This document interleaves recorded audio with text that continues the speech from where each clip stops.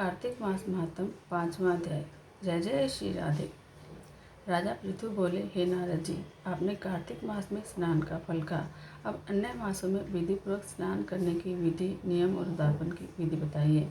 देवर्षि नारद ने कहा कि राजन, आप भगवान विष्णु के अंश से उत्पन्न हुए हैं, अतः यह बात आपको ज्ञाती है। फिर भी आपको यथाचित विधान बताता हूँ। आश्विन मास में शुक्ल पक्ष की एकादशी से कार्तिक के व्रत करने चाहिए। ब्रह्म मुहूर्त में उठकर जल का पात्र लेकर गांव के बाहर पूर्व या उत्तर दिशा में जाना चाहिए। दिन में या शाम को कान में जनेऊ चढ़ाकर, पृथ्वी पर घास बिछाकर, सिर को वस्त्र से ढककर, मुंह को भली भांति बंद करके, थूक और सांस को रोककर मल और मूत्र का त्याग करना चाहिए। फिर मिट्टी व जल से भली भांति अपने गुप्तांगों को धोना चाहिए। उसके बाद जो मनुष्य मुख शुद्धि नहीं करता, उसे किसी भी मंत्र का फल प्राप्त नहीं होता।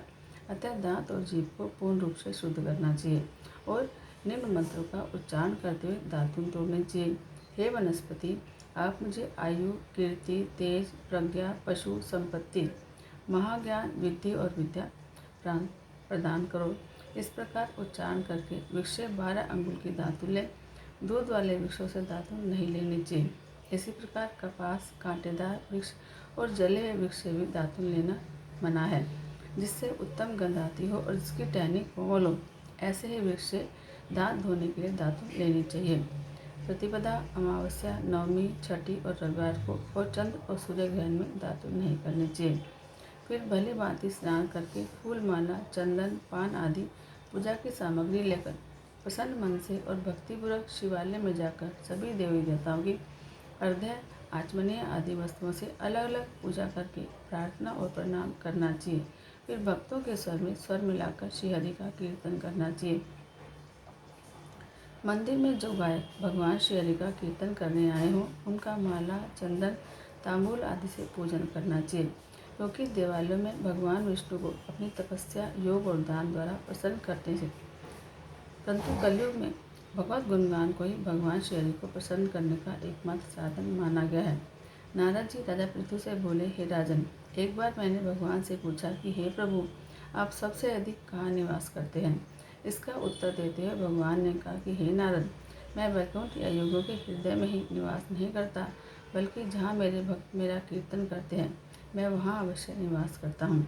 जो मनुष्य चंदन, माला आदि से मेरे भक्तों का पूजन करते हैं, उनसे मेरी ऐसी प्रीति होती है कि जैसे कि मेरे पूजन से भी नहीं हो सकती।